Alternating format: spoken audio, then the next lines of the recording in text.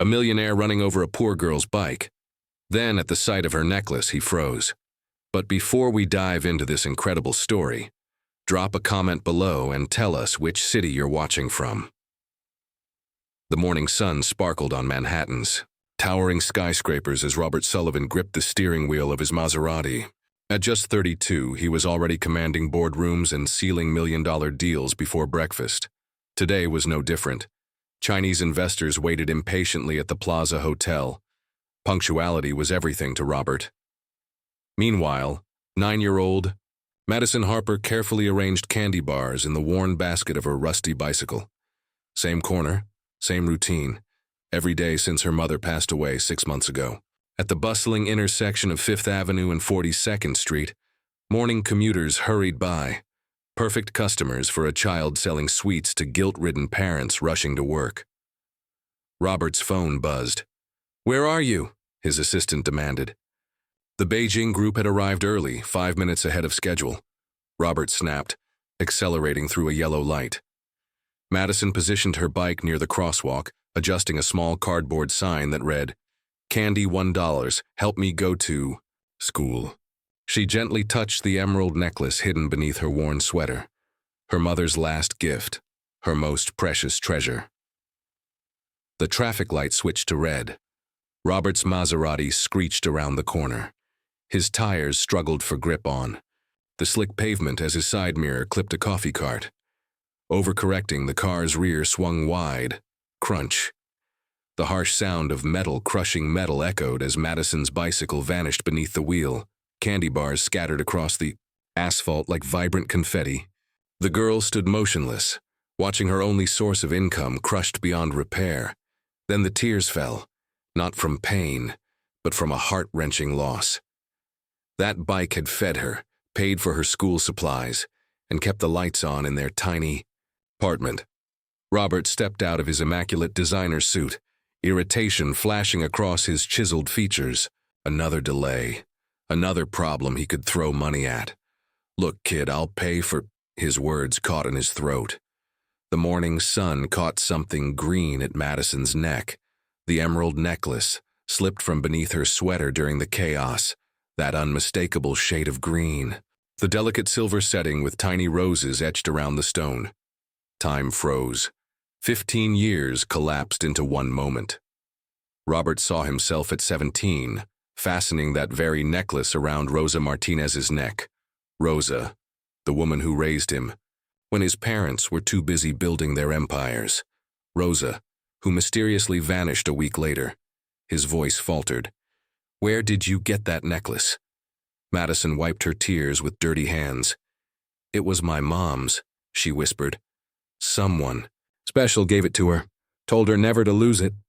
Robert knelt beside the wrecked bicycle, no longer seeing twisted metal but Rosa's kind eyes, her gentle smile, the way she cried when he gave her that necklace, saying no one had ever given her anything so beautiful. "What was your mother's name?" he asked softly. "Grace Harper." Madison hesitated.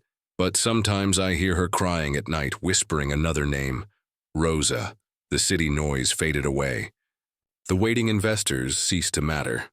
Robert stared at this small girl with tangled hair and patched clothes, wearing a fortune around her neck, the emerald necklace he'd bought with his first stock market earnings, given to the only person who'd ever truly loved him. His phone rang insistently. He didn't answer.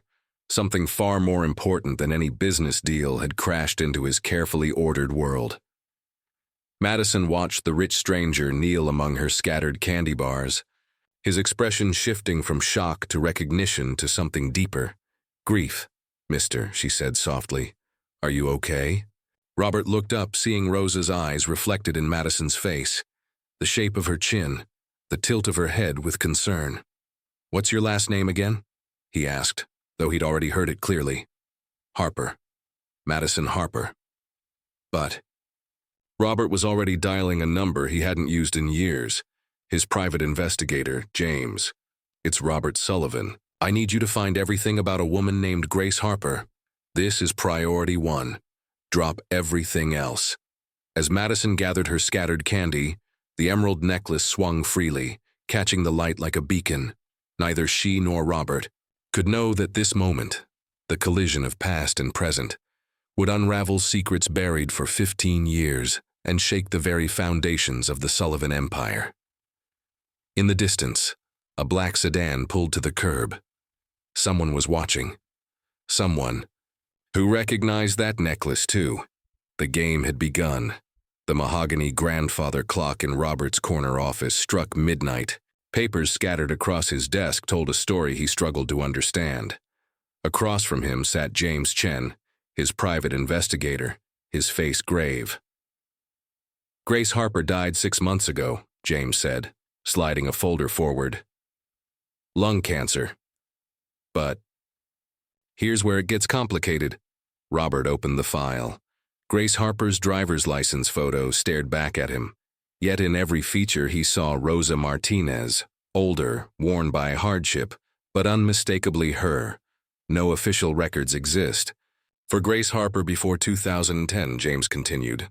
"It's like she appeared out of thin air. Birth certificate, Social Security, all issued that year. Rosa disappeared in 2009. Robert whispered, "There's more." "I tracked down the hospital where Madison was born. No father listed. But the birth was paid for by Sullivan Enterprises, through a subsidiary." Robert's blood ran cold. His father's company? Why would his father pay for that? Pieces clicked together like a horrifying puzzle. His phone buzzed. Eleanor Sullivan, his mother. "Darling, your father said you missed the Beijing meeting. That's not like you. Are you all right?" "Mom, do you remember Rosa Martinez?" Silence, then carefully. "Our housekeeper. She left years ago. Did Dad have anything to do with her leaving?" "Robert, what is this about? Just answer me, please." Eleanor's voice dropped to a whisper. "Your father said she stole from us. Jewelry. He handled it quietly to avoid scandal. The emerald necklace. The one Robert had given Rosa. His father had known his mom. I need to see you, not at the house, somewhere private." After hanging up, Robert turned to James. "Find out everything about William Sullivan's connection to Grace Harper. Financial records, communications, everything." "That won't be easy. Your father's very careful." "I don't care." "That little girl, Madison. I think she's connected to our family." James raised an eyebrow but said nothing. Robert walked to his window, Manhattan glittering below. Memories flooded back. Rosa teaching him to tie his shoes, making his favorite soup when he was sick. The only warmth in that cold mansion. His secure line rang. Unknown number. "Mr. Sullivan," a gravelly voice said. "You've been asking questions about Grace Harper. Who is this? Someone who knew her. Meet me tomorrow at midnight, Greenwood Cemetery. Come alone, or the truth dies with me." The line went dead. Robert's mind raced. In his wall safe, he kept a duplicate of the emerald necklace he'd bought, too, keeping one as a reminder of Rosa. He retrieved it, comparing it to the photo of Madison wearing hers. Identical. His desk phone rang. Building security. "Mr. Sullivan, there's a situation. Your car has been vandalized." Robert rushed downstairs. His Maserati's windshield bore a simple message in red paint. "Stop digging." Back in his office, Robert found James studying financial records on his laptop. "Your father made large cash. Transfers to an offshore account monthly for the past 15 years. They stopped 6 months ago when Grace died." "Exactly. Robert, I've seen this pattern before. This looks like hush money, or blackmail payments." Robert's secure email chimed. A new message from no sender. "She never stopped loving you. She named her daughter after the Madison Avenue subway stop where you used to meet her in secret. Stop now, or Madison pays for your curiosity." Attached was a photo. Madison at school, unaware of the photographer. Robert's hand trembled as he speed-dialed his security team. "I need protection detail on a 9-year-old girl. Madison Harper. Priority 1. Use the ghost protocol. Invisible coverage." "Sir, that's reserved for family members only." "She is family," Robert snapped, surprising himself with the certainty in his voice. As night deepened, Robert stared at Rosa's photo. 15 years of lies unraveled. His father's empire cast shadows darker than he'd ever imagined. Tomorrow, he would meet his mysterious contact. Tomorrow, he would confront his father. But tonight, he sat vigil over surveillance feeds showing Madison's apartment, where she slept, clutching a teddy bear. The emerald necklace glowed softly in the moonlight. Rosa's daughter? But whose daughter was she really? The answer would shake the Sullivan dynasty to its very foundations. At 3:00 a.m., William Sullivan's corner office occupied the entire top floor of Sullivan Tower. Robert stood before his father's private vault, fingers trembling over the keypad. The code hadn't changed since his childhood. Eleanor's birthday. The steel door clicked open. Inside, neat rows of files lined mahogany shelves. Robert's flashlight swept across the labels. Mumbai Project, Senator Reeves, Volkov Agreement. His breath caught on a single red folder. Martinez Situation Confidential. The file's weight felt damning in his hands. Inside, horror unfolded page by page. A contract dated April 2009. Termination and relocation agreement for Rosa Martinez. Terms included a $2 million payment, mandatory identity change, and a chilling clause. Should the subject violate terms, secondary protocols will be initiated. Behind it, medical records from a private clinic, pregnancy confirmation, paternity test results. The father's name was blacked out with a marker, but the letterhead belonged to Dr. Marcus Webb, Sullivan family physician. Robert's phone buzzed. A text from an unknown number. You found it. Now look deeper. Third drawer from bottom. M. The drawer contained a single USB drive labeled Insurance. Robert plugged it into his laptop. A video file. His father's office. Date stamp. 2009. William faced the camera. Rosa, sitting across from him, visibly pregnant. You gay? Understand the terms? William's voice was cold as winter steel. Yes, Mr. Sullivan. Rosa's accent soft, her gentle voice bringing tears to Robert's eyes. The child can never know. You'll take the money and disappear. And if you ever contact my family again, I understand, but Robert, can I at least say goodbye? You're no longer my concern. Sign the papers. The video jumped. New timestamp, 1 week later. Rosa cried, clutching the emerald necklace. I'm keeping this, she told William defiantly. It's all I have left. Fine. But remember our agreement. The screen went black. Next file. Surveillance photos of Rosa, now Grace Harper, in Chicago, Seattle, and finally New York. Always watched. Always tracked. Robert's hands shook as he opened the final folder. A DNA report, uncensored. The father's name burned into his retinas. William Sullivan. Madison was his sister, his father's illegitimate daughter with the woman who'd raised him. Footsteps echoed in the hallway. Security's routine patrol. Robert quickly photographed crucial documents, replaced everything, and slipped out through the executive stairwell. In his car, he called James.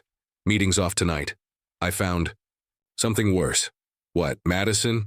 Harper is my sister, my father, he and Rosa. Silence. Then Robert's voice broke through. There's something else. That meeting tomorrow at the cemetery. I ran the voice through analysis. It matched someone in the Sullivan Enterprises database. Dr. Marcus Webb, your family doctor. Robert's mind reeled. Webb knew everything. He'd helped cover it up. His phone rang. Eleanor, Mom. Robert, don't come home. Your father knows you were in his office. He's not himself. Mom, I know about Rosa, about Madison. A sharp intake of breath. How could I have been so blind? Eleanor whispered. I'm leaving him, Robert.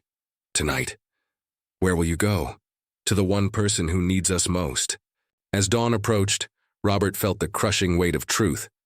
But beneath the betrayal, a fierce protectiveness rose. Madison, his sister, would never suffer for their father's sins. The real war was just beginning. Dr. Marcus Webb's hands trembled as he poured bourbon in his dimly lit study. 30 years of keeping Sullivan secrets had finally caught up with him. Robert sat across from him, stolen medical files spread between them like damning evidence. "She begged me not to tell," Webb began, his voice barely audible. "Rosa knew William would destroy her if he found out." "Found out what?" Robert leaned forward, though he already knew. She was pregnant with his child. Their affair had lasted 3 months. When William learned about the pregnancy, Webb drained his glass. He gave her 2 choices: disappear forever or face fabricated immigration charges. He'd made her undocumented, vulnerable. "So you falsified documents?" "I created an entire medical history for Grace Harper, birth certificates, immunization records." William had paid well for his silence. "And the DNA test?" Webb's face crumpled. "I never ran it." William demanded results showing negative paternity. Webb complied but kept the real samples. Insurance, you might say. "Where?" "Safety deposit box. First National. Box 472. Webb slid a key across the table. "Madison isn't just your father's daughter, Robert. She's your full sister. Your mother, Eleanor, can't have children. You were adopted as an infant." The room spun. Robert gripped the table. What William needed was an heir. He arranged a private adoption, created a perfect story. "Your biological mother died in childbirth, father unknown. But Rosa discovered the truth in old documents. That's why William started the affair, to keep her quiet. Instead, it gave him Madison." Robert's phone buzzed. Security footage from Madison's apartment showed black SUVs surrounding the building. "They're moving on her." Robert exhaled, standing abruptly. Webb grabbed his arm. "There's more. Your mother, Eleanor, knows, has always known. She's been protecting you both from the shadows." Racing through Manhattan streets, Robert called his security team. No answer. He called Eleanor straight to voicemail. He reached Madison's building just as men in suits emerged, carrying a struggling child. Madison's terrified eyes met his. Through the SUV's window, the emerald necklace glinted at her throat. "Madison!" Robert shouted, but the vehicles roared away. His phone rang. "William. Missing something, son?" His father's voice dripped with false concern. "If you hurt her, you hurt my own daughter. I'm merely relocating her to a proper boarding school in Switzerland. She leaves tonight. You can't. I can. I'm her biological father. You're just the adopted son who's forgotten his place. I know everything, Dad. The affairs, the cover-ups, the Volkov connection." Silence. "Be at the house in 1 hour, alone. We'll discuss Madison's future and yours." Robert's next call was to Victoria Sterling, his lawyer fiancée. "Need emergency custody papers drawn up tonight." "For whom?" "My sister." Victoria smiled. "Sterling owes my family favors. Time to collect." At Webb's office, Robert pocketed the safety deposit key. The doctor handed him one more item, a sealed envelope. "Rosa left this, made me promise to give it to you if anything happened to her. She knew this day would come." Inside, Rosa's handwriting. "My dearest Robert, if you're reading this, you've discovered the truth. Protect Madison. She's the only pure thing in this web of lies. The emerald necklace opens more than memories. Check the setting. Your loving, Rosa." Time was running out. Madison was somewhere in the city, about to disappear forever. Eleanor was missing. Robert was walking into his father's trap. But he had something William didn't expect: the truth, and the will to use it. The endgame approached. The Sullivan mansion loomed against the storm-dark sky like a tombstone. Robert entered through the servants' entrance, the door Rosa had used for 20 years. Inside, William waited in his study, flanked by 2 men Robert didn't recognize. "Son," William smiled coldly, "meet my associates, Dmitry and Alexei Volkov, the Russian brothers." Robert's blood chilled. His investigation had uncovered Sullivan Enterprises laundering money for their crime syndicate. But seeing them here, in his childhood home? "Where's Madison?" "Safe for now." William poured cognac. "You've been busy? Breaking into my office, questioning Webb, stirring up the past." The past you buried with threats and murder. William's eyes flashed. Careful, boy. Daniel Martinez, Rosa's brother, the investigative journalist who died. In that convenient car accident? You had him killed when he got too close. Dmitry Volkov chuckled darkly. Your father protects his interests, as do we. Robert's phone vibrated. A text from Eleanor. Madison's safe with me. Go to Plan B. Relief flooded through him. His mother had somehow intercepted Madison. Funny thing about DNA evidence, Robert said, pulling out the real test results Webb had hidden. It leaves trails. Like the fact that Madison and I share the same mother, Eleanor Sullivan. William's face paled. Impossible. The adoption papers you forged for me. Webb kept copies. The fertility treatments Eleanor supposedly failed. She never took. Them because she was already pregnant with me and 15 years later, with Madison. You're lying. The samples are in FBI custody as of an hour ago, along with records of every dirty deal, every bribe, every murder you ordered. Alexei Volkov stood, reaching inside his jacket. Robert raised his hand. Buildings. Surrounded. Federal agents. Your kingdom's over, Dad. William's hand trembled around his glass. Eleanor, she couldn't, she could. She did. Played the grieving wife perfectly while documenting everything. 30 years of evidence. Sirens wailed outside. Red and blue lights flashed through the windows. You destroyed everything, Robert continued. Killed Rosa when she threatened. To expose Madison's real parentage. Convinced Mom her own daughter died at birth. Built an empire on blood and lies. The door burst open. FBI agents flooded in, weapons drawn. William Sullivan, you're under arrest for racketeering, money laundering, and conspiracy to commit murder. As agents cuffed his father, William's eyes met Robert's. You've killed us all. The Volkovs don't forgive. The Volkovs are already in custody, Agent Sarah Mitchell announced. They led William away. Dmitry and Alexei followed in separate cars. The study fell silent, except for the grandfather clock's ticking. Robert's phone. Rang. Eleanor. It's done. It's done.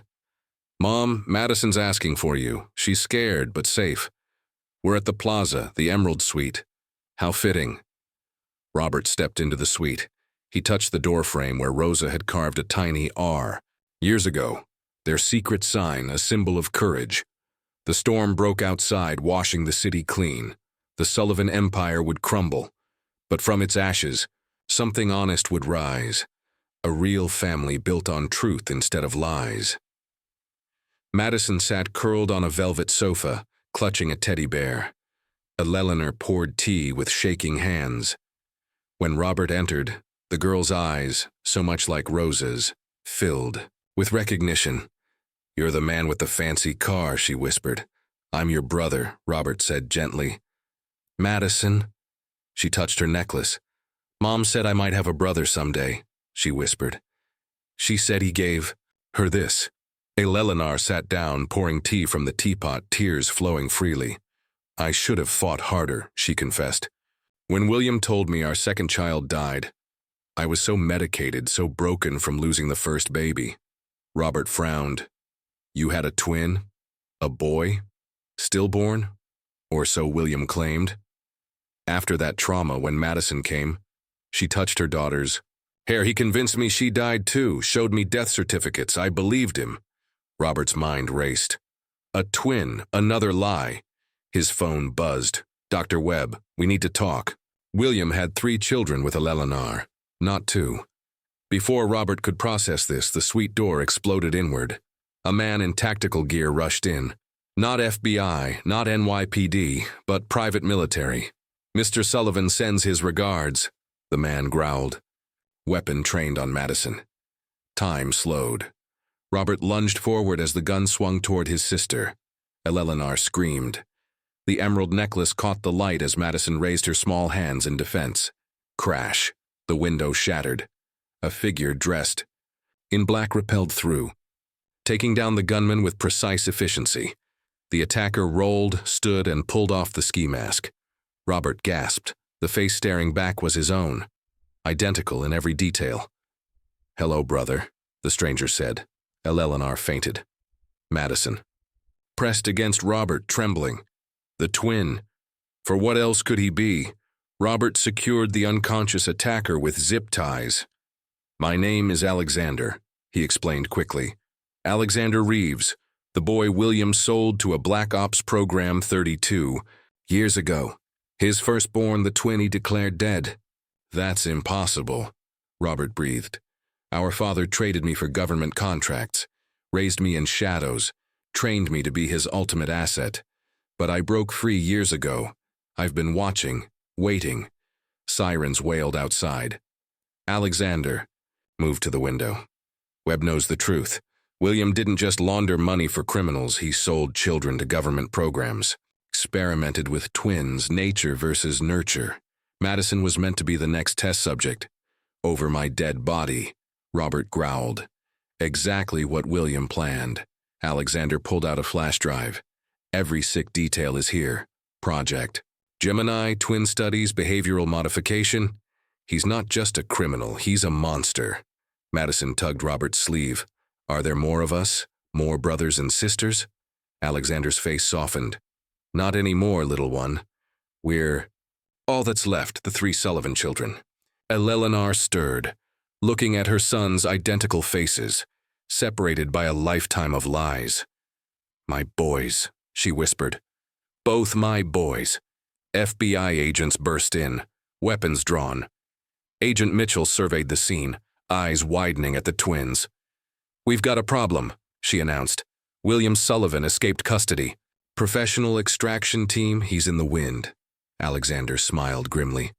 "Not for long, he'll come for his research, for Madison, for his legacy." "Then we'll be ready," Robert said, surprising himself with the steel in his voice. The 3 siblings stood together, air, weapon, and innocence united against the monster who'd created them all. Outside, thunder rolled across Manhattan. The real storm was just beginning. FBI safe house. Brooklyn, 3:47 a.m. Madison slept fitfully between her brothers on the reinforced couch. Robert studied Alexander's flash drive contents while his twin cleaned weapons with mechanical precision. He kept detailed notes. Robert muttered, "Sickened. Psychological profiles. Behavioral predictions. He knows exactly how we'd react to finding each other." "William Sullivan doesn't make moves without calculating 20 steps ahead," Alexander replied. "He let himself get arrested. This is all part of something bigger." Agent Mitchell entered, face grim. "We found Judge Sterling dead." Apparent. Suicide. Note confesses to destroying evidence for Sullivan for decades. Victoria's father. Robert's chest tightened, thinking of his fiancée. His phone buzzed. Unknown number. Robert. Daddy says, "Hi." Victoria's voice. But, "Cold wrong, Victoria. Where are you? With family? My real family? Did you think your father was the only one with contingency plans? The Sterlings have served the Sullivans for generations. Time to collect." The line went dead. Robert stared at the phone. World. Tilting again. Eleanor entered, pale but determined. "I've been remembering things, hidden accounts, properties off the books, places William might run." "He won't run," Alexander said quietly. "He'll attack. Madison is the key. To his research, the perfect subject.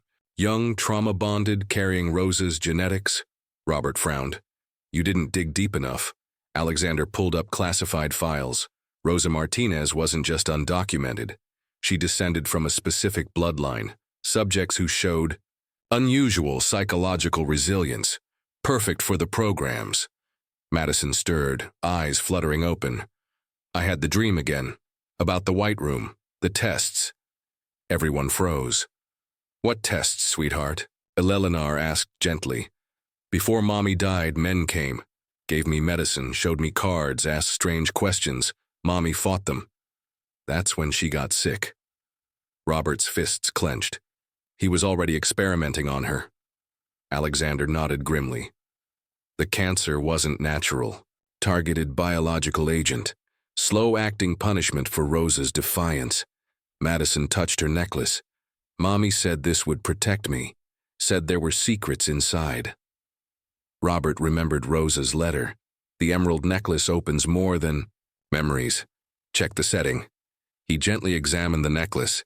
The emerald setting clicked, revealing a tiny compartment inside, a micro SD card.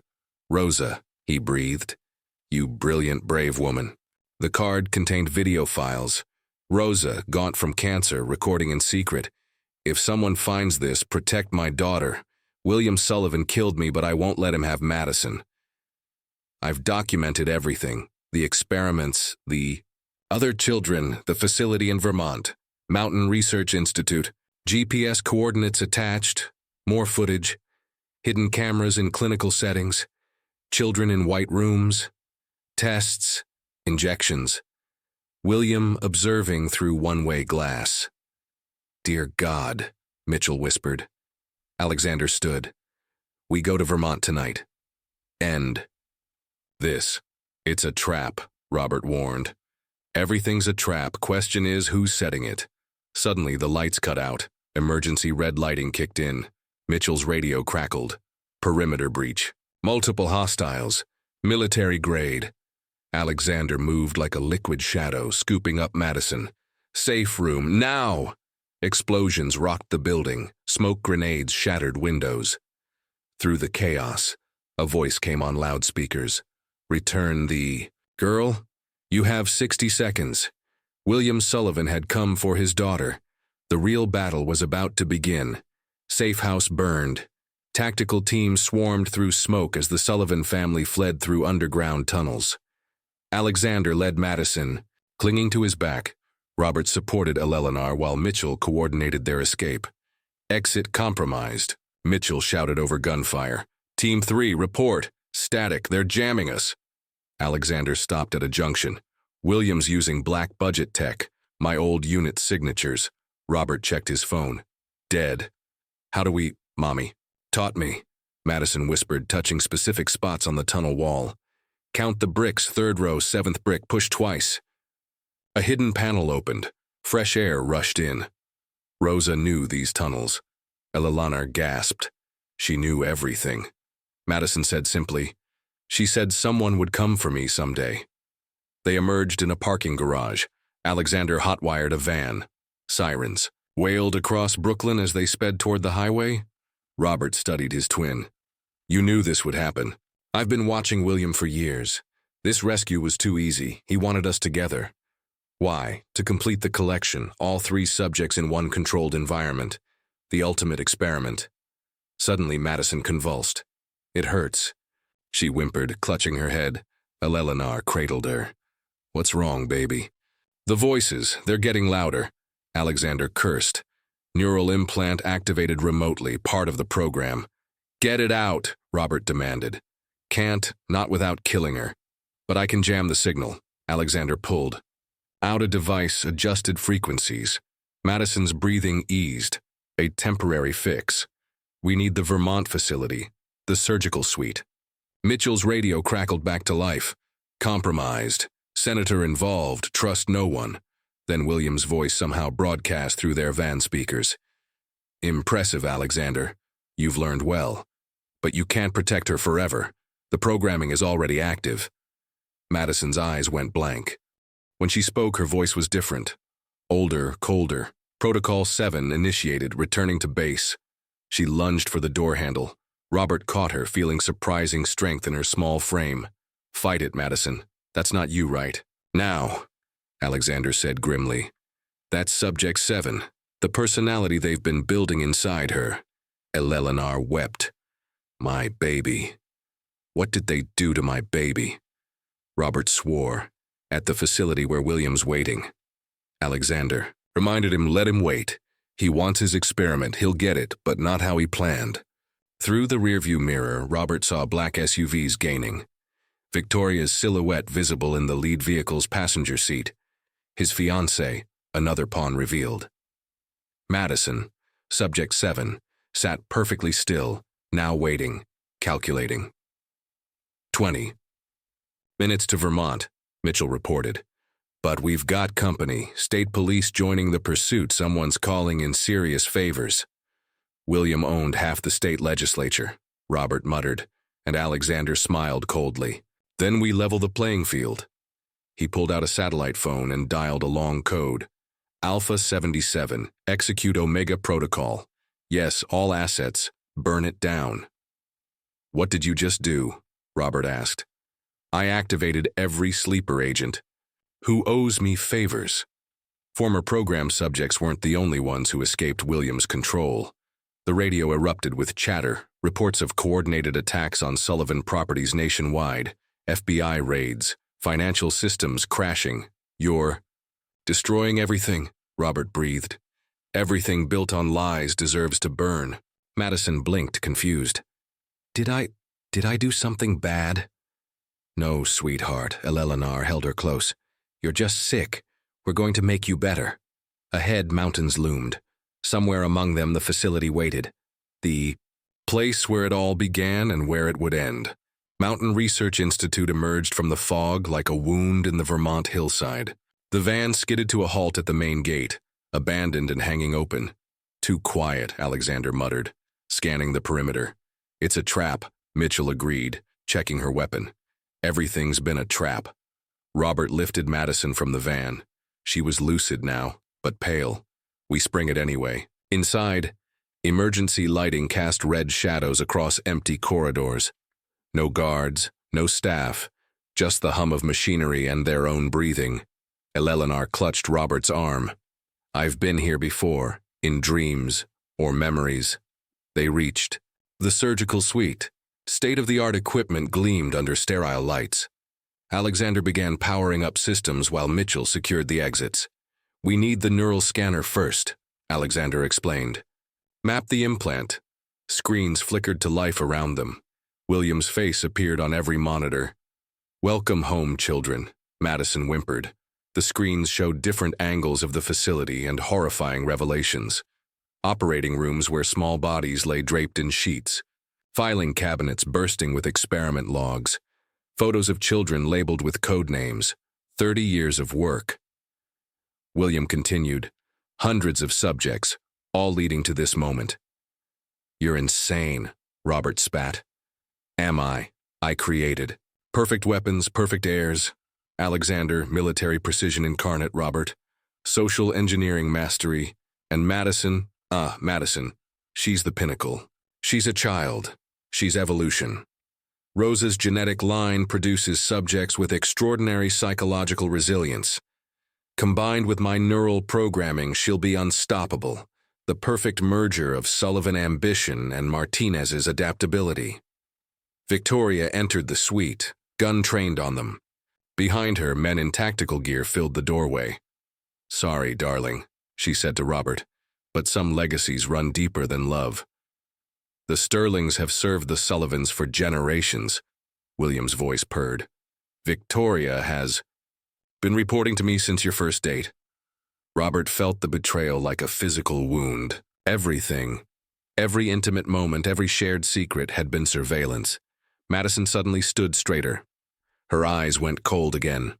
Protocol 9E, execute. She moved faster than should be possible, disarming Mitchell and spinning. The agent's gun toward Eleanor. No, Robert lunged forward. Alexander was faster. His hand caught Madison's wrist, but she twisted free with inhuman agility. Brother and sister. Weapon danced a deadly ballet through the surgical suite. The programming's fully active. William gloated. She's everything I designed her to be. My ultimate creation. Eleanor stepped forward. Madison, my daughter, listen to my voice. You're not his creation, you're my miracle. Remember the lullabies, the stories about the Emerald Princess. Madison froze. Conflict rippled across her features. Mommy. Her voice cracked between child and weapon. Subject 7, resume protocol, William barked. Madison, baby, fight it, Eleanor pleaded. You're stronger than his machines, stronger than his lies. The girl collapsed, convulsing. Alexander caught her and rushed her to the scanner, neural implants overloading. 2 personalities fighting for control. We need those surgical tools, Robert demanded. You'll kill her, Victoria warned. Surprising everyone, something flickered in her eyes. Doubt, regret. A new alarm blared. FBI helicopters circled the facility. Reinforcements. Mitchell grinned. My panic button worked after all. William's face contorted on the screens. You think you've won? The Institute self-destruct sequence just activated. 10 minutes. All evidence burns, including you. Explosions rocked the lower levels. Smoke began seeping under doors. Alexander worked frantically on Madison. I can extract the implant, but I need time. Then you'll have it. Robert faced Victoria. You want to serve a legacy? Help us save an innocent child, or die. Serving a monster. Victoria's gun wavered. In that moment of hesitation, her choice was made. The building shuddered. 9 minutes left. Robert looked at his family, broken, betrayed, but undefeated. Let's end this once and for all. Smoke filled the corridors as the buildings lower. Levels burned.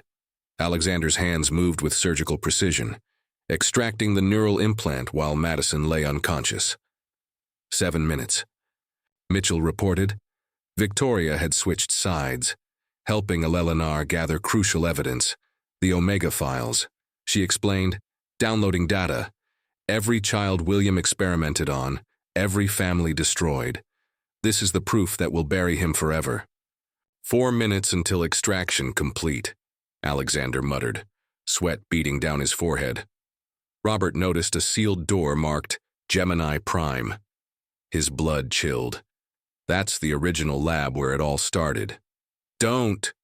William's voice crackled through the speakers. Some doors should stay closed. But Robert was already using Alexander's codes.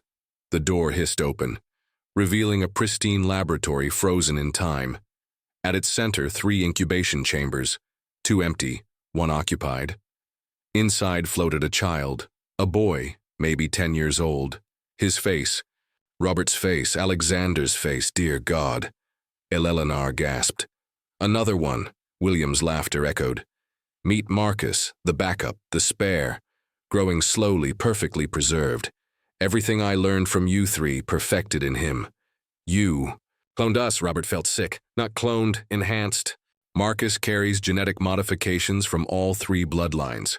Sullivan ambition, Martinez resilience, and something new. Predictive algorithms encoded at the cellular level. He's tomorrow's weapon, sleeping until needed. He's a child. Eleanor screamed, Our child! He's property, a corporate asset, like all of you were meant to be. The building shuddered violently. Ceiling tiles crashed down. Got it. Alexander held up the extracted implant. Madison's eyes fluttered open, clear and frightened. But herself again. We're not leaving him, Robert declared, frantically working the chamber controls. 3 minutes to structural collapse, Mitchell warned. The boy's been in stasis for years, Victoria said, helping with the controls. Rapid extraction could kill him. Leaving him here definitely would. The chamber hissed open.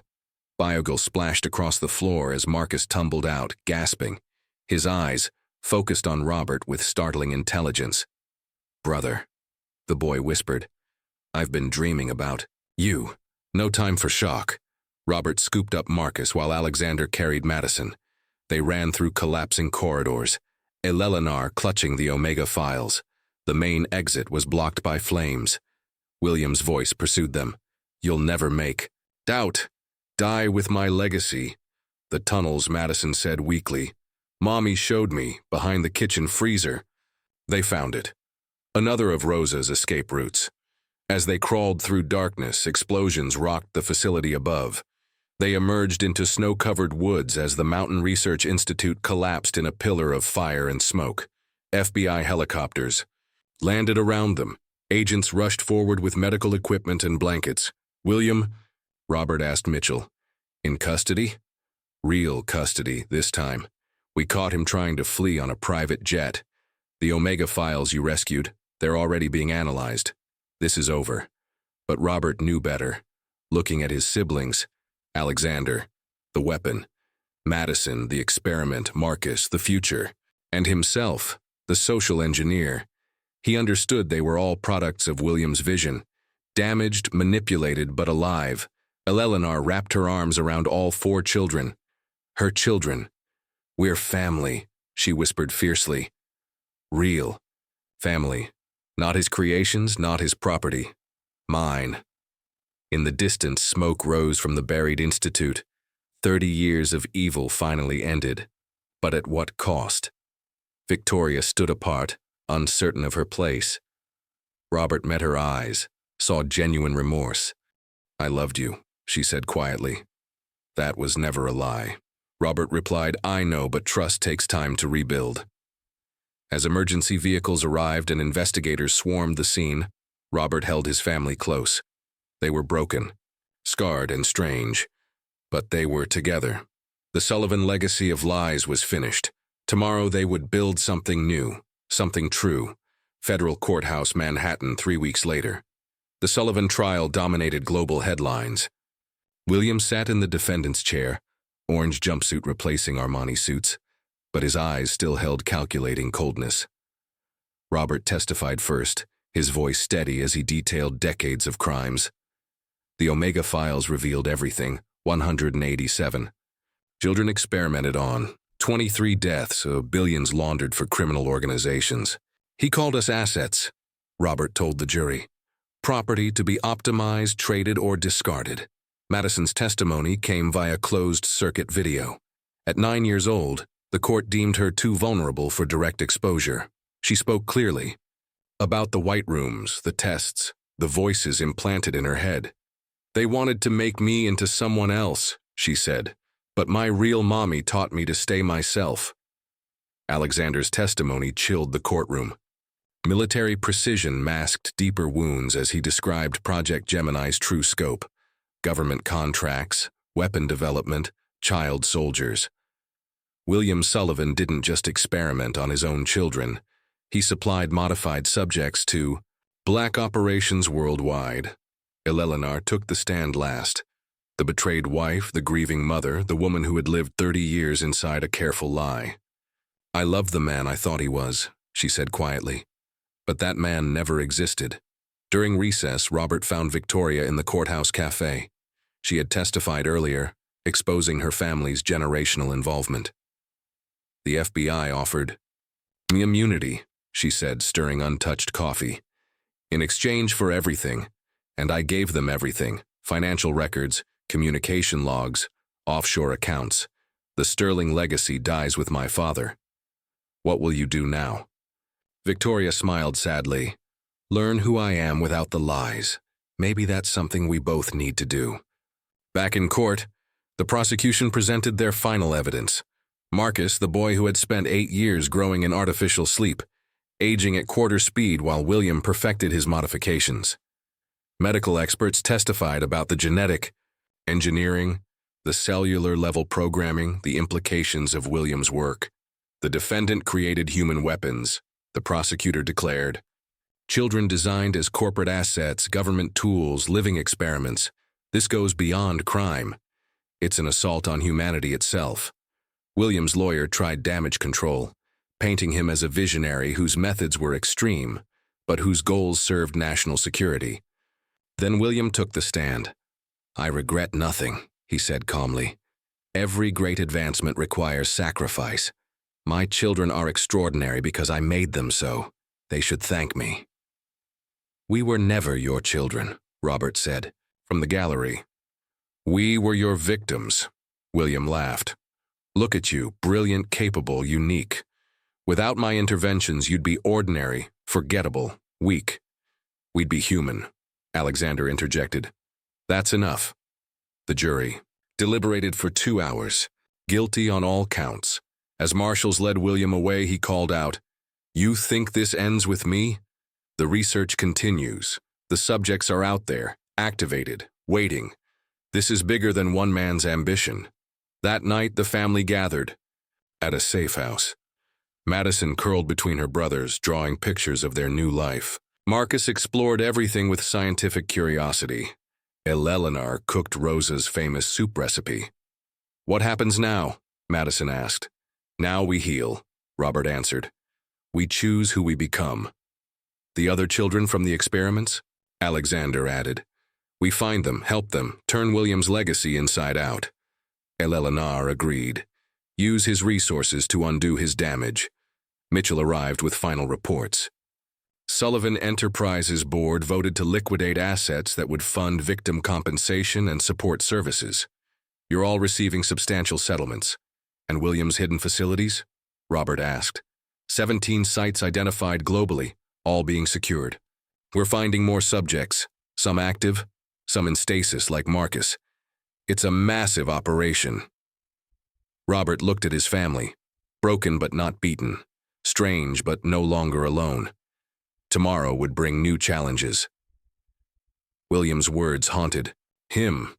This was bigger than one man. But together they would face whatever came. Grand Ballroom Plaza Hotel 6 months later. The Sullivan Foundation's inaugural gala sparkled with Manhattan's elite. Where William once celebrated power, his victims now gathered to heal. Robert stood at the podium, transformed from corporate shark to humanitarian leader. Tonight we launch the Madison Initiative, he announced, supporting children affected by illegal experiments. Every dollar raised goes directly to recovery programs. Madison, radiant in an emerald dress matching her necklace, stood beside him. The symbolism was not lost on anyone. William's youngest victim, now the face of hope.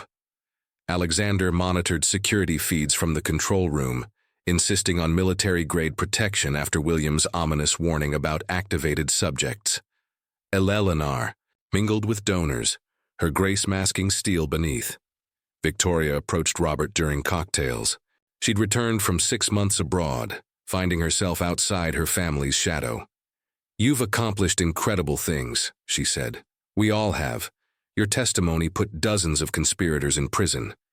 I meant what I said before about loving you. That was real." Before Robert could respond, the lights flickered. Alexander's voice crackled through security comms. "Multiple breaches. East entrance, service tunnels, roof access." The ballroom doors burst open. Not terrorists or criminals, but children. Dozens of them, ages 8 to 16, moved with eerily synchronized precision. Protocol Prime activated. They spoke in unison, retrieving primary assets. Panic erupted.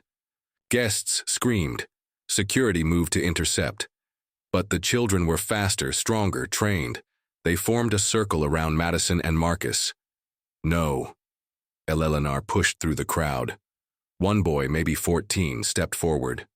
"Mother Unit Eleanor, stand down. We're completing Father's directive." Robert recognized him from the Omega files. Subject 12, enhanced reflexes, tactical training, reported missing 3 years ago. "Listen to me," Robert said carefully. "William Sullivan is in prison. You don't have to follow his orders anymore." "Father's orders transcend physical presence," Subject 12 replied. "We are the legacy. We protect the prime specimens." Madison stepped forward, surprising everyone. "You're scared," she said simply. "Like I was, the voices in your head telling you what to do. But you can choose." Subject 7. Return to formation. "My name is Madison," her voice grew stronger. "And these are my brothers, my real family. Not because someone programmed us, but because we chose each other." The children wavered, conflict flickering across faces too young for such burdens. "You're all welcome here," Eleanor added. "The foundation exists for you, to help. You heal, find yourselves again." "Lies," Subject 12 spat. "Father warned us you'd try to corrupt the mission." Alexander appeared on the balcony with a device, neural jammers using the same frequency that blocks Madison's implant. "Want to hear your own thoughts for once." He activated it. Several children stumbled, clutching their heads. Others blinked in confusion as internal voices went silent. "What? Where are we?" a girl whispered. "You're safe," Robert assured her. "All of you, the experiments, are over," Subject 12 snarled, pulling a weapon. But Marcus moved faster. William's perfect specimen displayed reflexes beyond even enhanced subjects. He disarmed the older boy with fluid grace. "Brother," Marcus said gently, "we're all brothers and sisters here, victims of the same man, but we can choose differently." The standoff stretched, then one by one weapons lowered. Children who'd lived as living weapons began to cry. some for the first time in years. The voices are quiet, one boy marveled. They can stay quiet, Madison promised. We'll show you how. But Subject 12 backed toward the exit. This isn't over. Father has contingencies. Omega Protocol remains active. The primary directive must be fulfilled. He vanished into the night with 3 others still loyal to the programming. Alexander started to pursue, but Robert stopped him. Let them go. They'll come back when they're ready. And if they bring others? William implied hundreds of subjects exist. Then we'll be ready. The Foundation isn't just for healing. It's for protection. These children need sanctuary. As police and FBI agents secured the scene, Robert surveyed the remaining children, scared, confused, but free from mental chains for the first time. Victoria helped comfort a young girl. Eleanor gathered the children like a shepherd protecting her flock. Alexander and Marcus stood guard, watching for threats. This was their new reality. William's legacy lived on in damaged children worldwide. Some would seek help, others would cling to programming, but the Sullivan Foundation would face whatever came. Every empire falls, Mitchell observed, joining Robert. But rarely does something better rise from the ruins.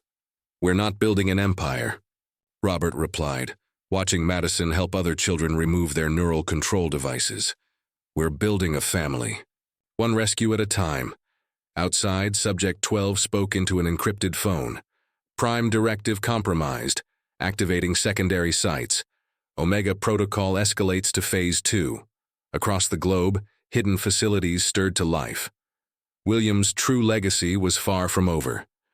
But inside the plaza, hope flickered. Broken children found sanctuary. A twisted legacy transformed into a healing purpose. The war for tomorrow had begun. Federal maximum security prison. Visiting hour Robert faced William through reinforced glass, their reflections merging on the barrier between them. 6 months of prison had aged William a decade, but his eyes remained sharp and calculating. Impressive work with the Foundation, William said, though you're merely treating symptoms, not the disease. The disease was you, Robert replied. Is Omega Protocol activated without my input? The children came to you not because I ordered it, but because their programming recognized a gathering of prime assets. The system is autonomous now. Robert leaned forward. How do we stop it? William's chilling smile appeared. Why would I tell you unless... Name your price. Transfer to minimum security. Monthly visits with my children. All 5 of them, Robert corrected. 4. Ah, but you haven't found her yet, Emma, Subject 0, the prototype. My firstborn with Eleanor, before even Alexander, the one I reported as stillborn while perfecting the process. Robert's world tilted. Another sibling. Another lie. She's the key to Omega Protocol. Without her termination codes, the system will continue activating subjects globally. Escalating to Phase 3 involves public demonstrations of power. Imagine enhanced children taking over schools, hospitals, government buildings, proving my vision to the world. Before Robert could respond, alarms blared. The prison lights flickered to emergency red. What did you do? Robert demanded. Nothing, William replied. But Omega Protocol has contingencies when primary directives fail. The reinforced glass cracked. Guards scrambled as enhanced teenagers materialized from shadows. Subject 12 led them. Older subjects from facilities thought decommissioned. Father, Subject 12 said, shattering the barrier. Protocol demands your liberation. William stood, straightening his orange jumpsuit. Loyal to the end. Unlike my biological disappointments, security forces surrounded them. Robert backed away, reaching for his phone to warn the others. Stand down, a guard shouted. The enhanced subjects moved like lightning, non-lethal takedowns, surgical precision. They'd been trained to incapacitate, not kill. William's twisted mercy. You're coming with us, Subject 12 told William. Am I? William smiled with fascination. The programming exceeds even my designs. William seemed genuinely intrigued. Very well. Let's see where Omega Protocol leads. They vanished amid smoke grenades and chaos. By the time tactical teams secured the prison, William Sullivan had disappeared into a network of safe houses and loyal subjects he'd seeded over decades. Robert's phone exploded with messages. Alexander, Foundation under siege. Madison safe. Need backup.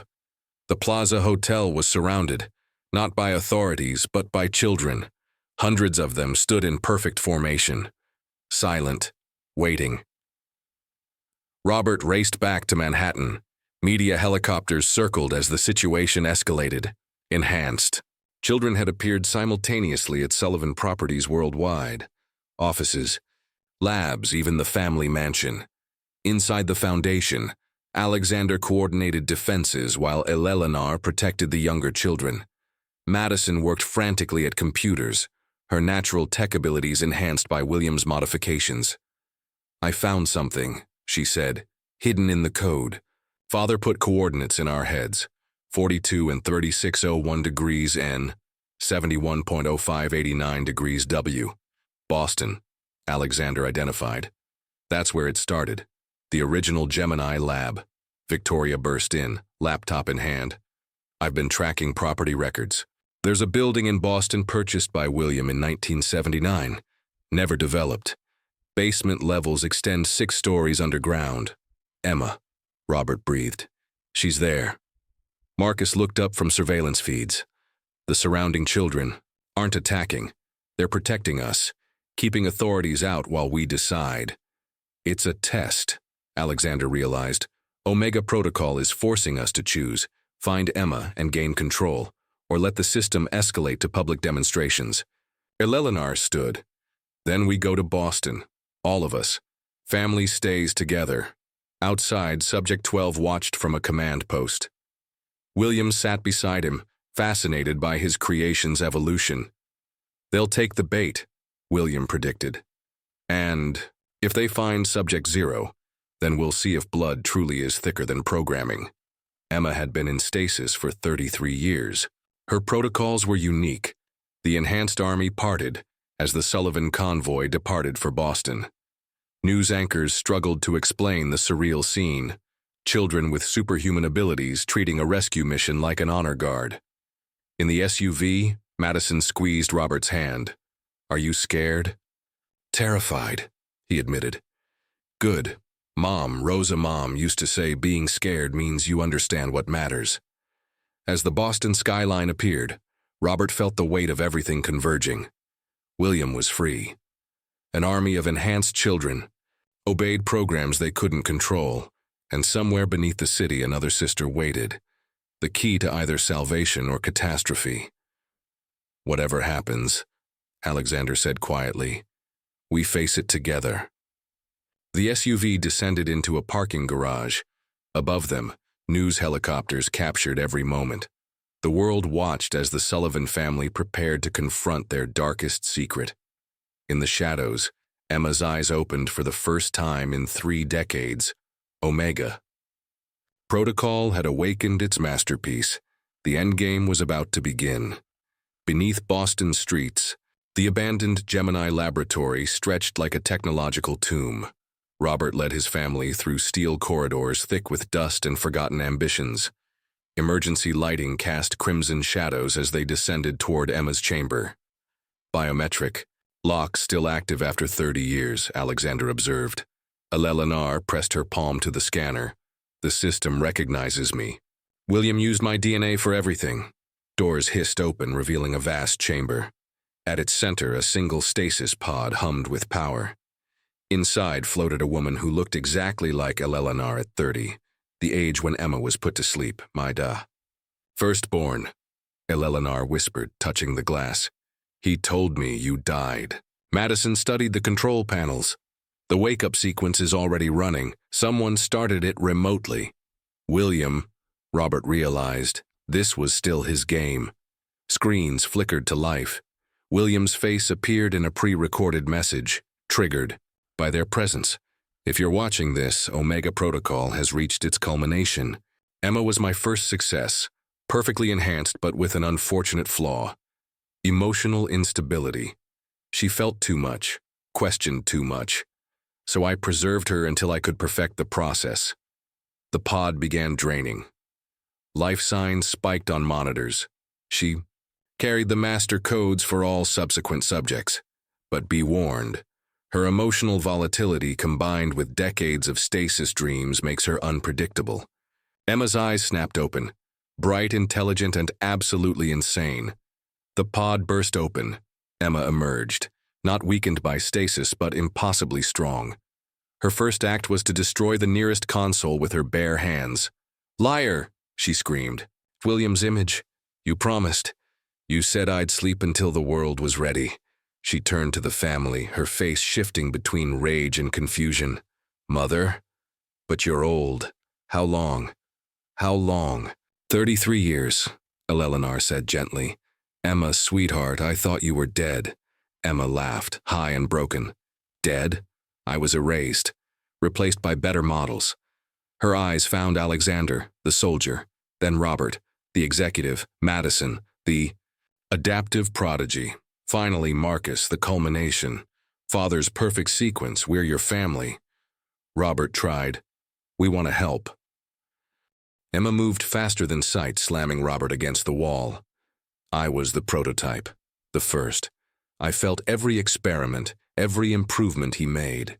Through our shared neural link, I experienced all your births, your modifications, your programming. I am all of you. Alexander moved to intervene, but Emma anticipated it. Her decades of stasis somehow granting her tactical precognition. She dodged his attack and countered with devastating precision. "Stop!" Madison commanded. And to everyone's shock, Emma froze. "The master codes," Emma whispered. "You carry them too, Father's little backup plan." Madison stepped forward. "I can feel them all. The confusion, the pain of every enhanced child. You're the key to freeing them, aren't you?" Emma's expression softened briefly. "Or destroying them. The codes work both ways, liberation or termination. Father's final joke." Alarms blared throughout the facility. On the screen, Subject 12 appeared. Omega Protocol, Phase 3, initiating global demonstration in 60 minutes. All subjects will reveal their capabilities publicly unless the master codes are transmitted. "Where's William?" Robert demanded. "Safe," Subject 12 replied, awaiting the outcome. "He's curious whether his children choose freedom or control." Emma laughed bitterly. "Control, always control, with him." "Fine. You want the codes. They're hardwired into my DNA, but accessing them," she touched her temple, "requires synchronization. All 5 of us, the complete set." "A family reunion," Alexander said grimly. They joined hands in a circle, Eleanor at the center, her children around her. As their enhanced genetics resonated, the air itself seemed to vibrate. Emma's eyes rolled back, and when she spoke, her voice carried electronic harmonics. "Master Override Protocol Authorization. Sullivan Prime Sequence Command. Autonomous. Motor release all subjects from directive programming. Maintain enhancement protocols. Grant free will subroutines." Energy pulsed outward like a shockwave across the globe. Enhanced children stopped mid-action. The fog of programming lifted. Free will flooded in, some panicked. Others wept with relief. Many simply stood stunned by the sudden silence in their minds. On screens, Subject 12 blinked in confusion. Behind him, William appeared. "Fascinating," William mused. "You chose freedom over control. How disappointingly naive." "It's over," Robert declared. "Your army is free." "Army?" William smiled. "They were never soldiers. They were seeds, and you just helped them bloom. Hundreds of enhanced humans now free to choose their paths. Some will choose poorly. Crime, terrorism, power games. You've created chaos." "We created choice," Eleanor corrected. "Something you never understood."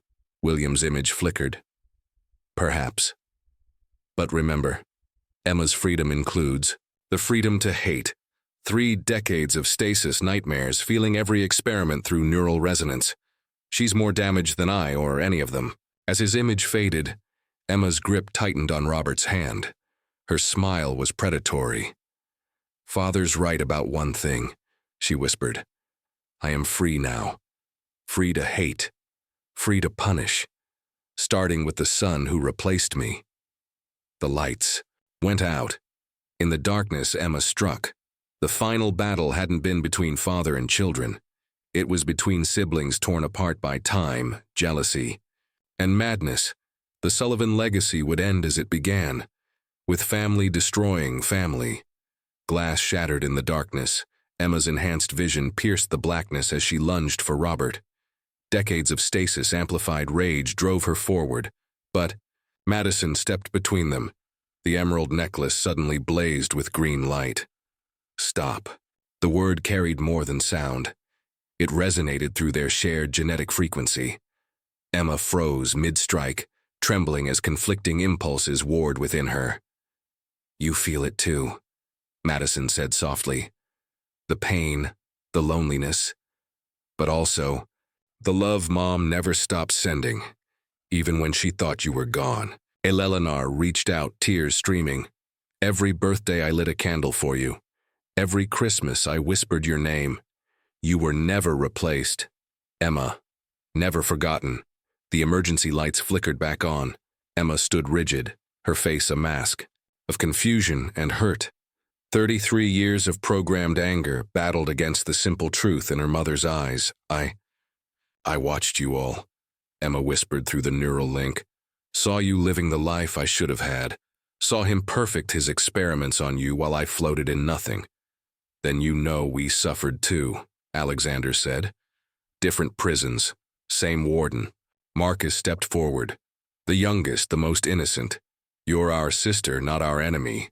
He wanted us to destroy each other. Don't let him win." Emma's defenses crumbled. She collapsed into Eleanor's arms, sobbing like the child she'd never been allowed to be.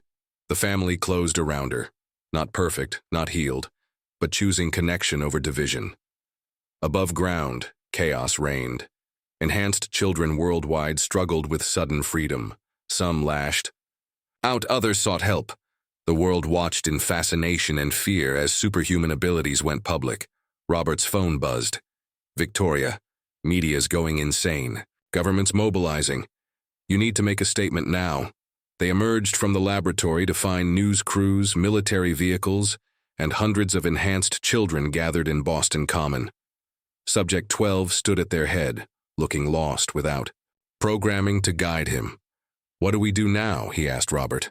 "Without the protocols, we don't know who we are."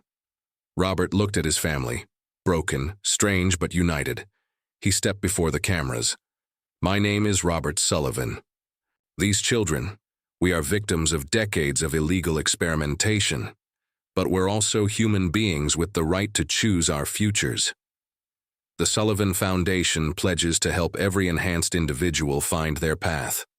No more hiding. No more control, just support, healing, and hope."